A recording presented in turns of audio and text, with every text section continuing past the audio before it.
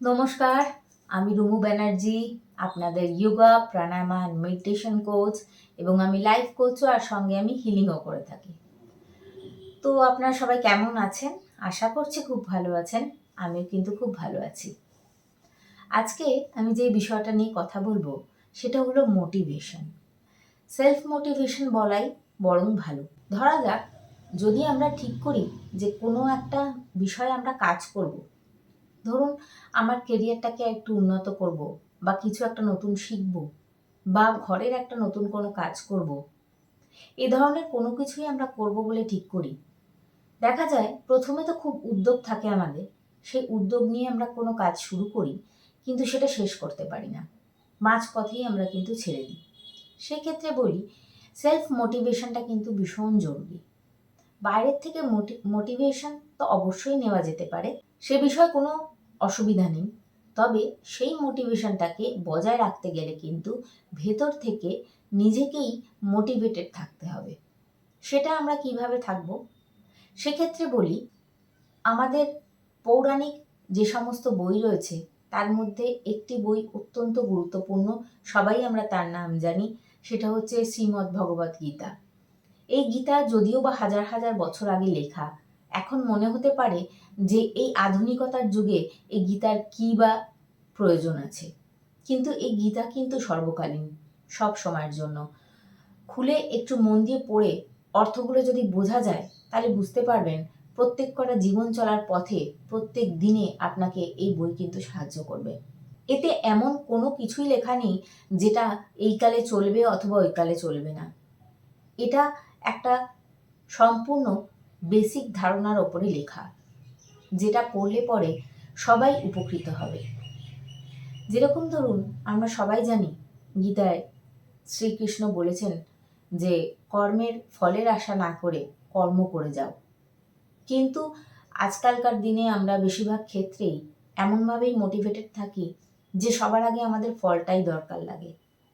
কি ফল পাবো কি পাবো না সেটা ভেবে আমরা কাজ করি, আর যখন আমরা ফল পাই না তখনই কিন্তু কাজটার থেকে বিরত হয়ে যাই, যেটা সম্পূর্ণ একটি ভুল।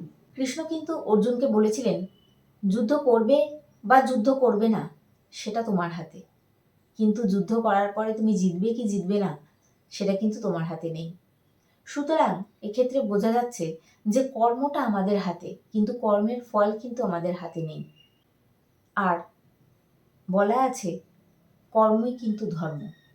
সুতরাং কর্ম করে যেতে হবে আমাদের শেষ দিন পর্যন্ত। আপনি যদি ঠিক করে থাকেন যে আপনি আপনার স্বাস্থ্য নিয়ে ভাবনা চিন্তা শুরু করবেন, যোগা করবেন, প্রাণায়াম বা মেডিটেশন করবেন, অথবা আপনি জিম জয়েন করবেন, খাবার দাবারকে একেবারে সঠিকভাবে মেনে চলবেন, কিছুদিন আপনি সেটা করার পরে আবার সেই মোটিভেশনটা আপনি হারিয়ে ফেললেন, আবার সেই একইভাবে যা খুশি তাই খাওয়া, যেমনভাবে খুশি একটা জীবনযাপন করা, তাতে আপনার কোনো কিছুই কিন্তু বদলাবে না। যা আগের মতন ছিল তেমনটাই থাকবে, বরং দিনকে দিন আরো খারাপ হবে। কিন্তু আপনি যদি সেই নিয়মটা যেটা আপনি ঠিক করেছিলেন সেই নিয়মটা মেনে একটা ডিসিপ্লিন লাইফ লিড করেন, তাহলে দেখতে পাবেন আগামী 2 বছরের মধ্যে আপনার জীবনটা একেবারে যেখানে ছিল সেখান থেকে আমূল পরিবর্তন হয়ে গেছে। আর এই সুন্দর পরিবর্তনটার জন্যই কিন্তু আমরা সবাই অপেক্ষা করে থাকি। তবে কর্ম করতে আমরা নারাজ হয়ে পড়ি, তার কারণ সঙ্গে সঙ্গেই আমরা ফল পাই না। আমাদের যদি জিমে জয়েন করার থাকে তাহলে আমাদের মনে হয় আজ আমি জিমে গিয়ে কালকেই আমার মেদ কমিয়ে ফেলবো। সেটা কি সম্ভব? সেটা সম্ভব না। ওই মেদটা তো আপনার গায়ে একদিনে জন্ম নেয়নি, অনেক দিন ধরে জন্মেছে। তাহলে একটু তো সময় দিতে লাগবে, অন্তত 6টা মাস কন্টিনিউ করে দেখুন কি অবস্থায় দাঁড়ায়। তারপরে যদি ভালো না লাগে তাহলে ছেড়ে দেবেন, আর যদি ভালো লাগে তাহলে আরও 6 মাস মানে 1 বছর। আর 1 বছরে আপনি নিজেকে চিনতেই পারবেন না।